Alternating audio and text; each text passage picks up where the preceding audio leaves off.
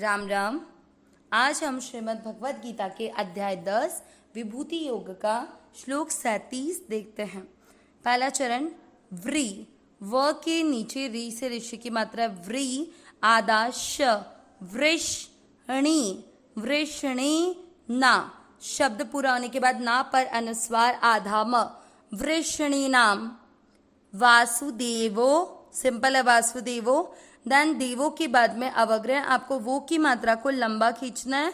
देवो खींचते हुए मात्रा के अंदर जो आधा स है उसको देवो के साथ पढ़ना है।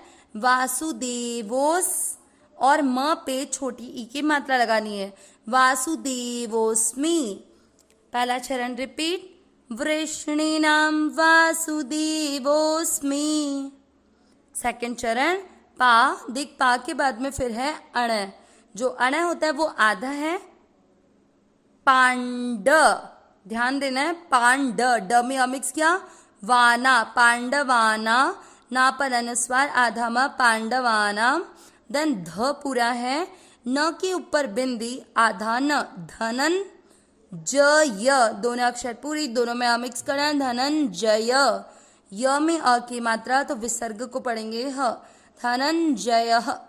सेकंड चरण रिपीट, पांडवानां धनंजयः। पहला और दूसरा चरण साथ में, वृषणीनां वासुदेवोस्मि, पांडवानां धनंजयः। तीसरा चरण देखेंगे, मुनि, नी की मात्रा बड़ी है, लंबा खींचना है, मुनीना, म के साथ आधा प, मप्य, य पूरा है, य में अमिक्स किया, मप्य ह पे अनुस्वार आधा म, मप्य हम। व्या, आधे व के साथ या व्या, स में अमिक्स करेंगे व्यास, स में अ की मात्रा तो विसर्ग को पढ़ेंगे ह, व्यासः। तीसरा चरण रिपीट, मुनीनामप्यहं व्यासः।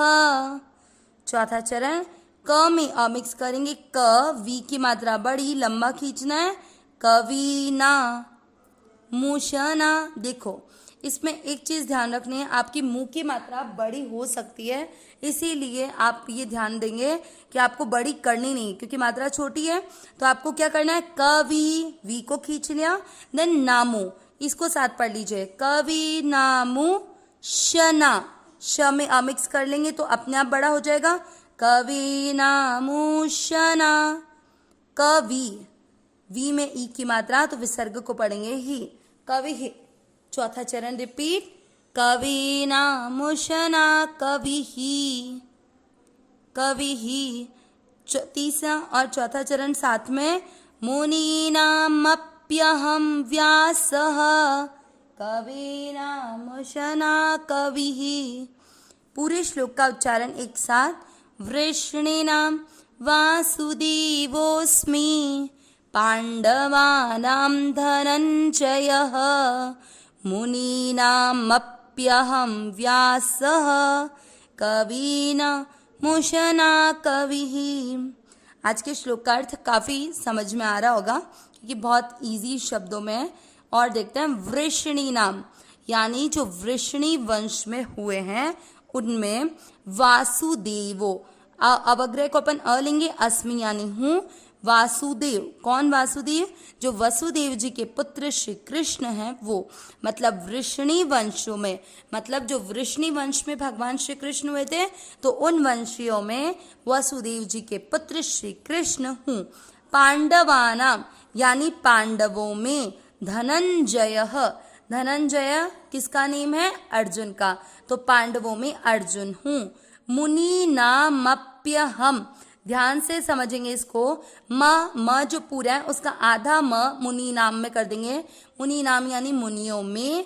एंड देन म में अ मिक्स किया था तो अप्यहम, देखो यहाँ पे अपि धन, य में अ मिक्स किया तो अपि धन अहम, अपि यानी भी, अहम यानी मैं, किसमें, मुनियों में, मुनियों में भी मैं हूं क्या, व्यासः, व्यास वेद व्यास जी के लिए शब्द है, तो मुनियों में मैं वेद व्यास जी। और कवि नाम मुशना, ध्यान से समझेंगे, कवि नाम जो म में ऊ की मात्रा, म जो जिसमें ऊ की मात्रा उसका आधा म लिया तो कवि नाम यानी कवियों में। अब म में ऊ की मात्रा लगी तो क्या बन गया शब्द उष्णा, उष्णा कवि ही, उष्णा कवि ही। उष्णा का अर्थ होता है शुक्राचार्य जी के लिए शब्द है। तो क्या हूं मैं कवियों में, कवि शुक्राचार्य जी हूं। आगे पूरा अर्थ देख लेते हैं।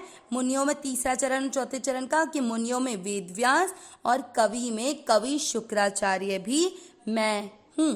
पूरे श्लोक का अर्थ क्या हुआ कि वृष्णि वंशियों में वसुदेव पुत्र श्री कृष्ण और पांडवों में अर्जुन मैं हूँ, मुनियों में वेद व्यास और कवियों में कवि शुक्राचार्य भी मैं हूँ।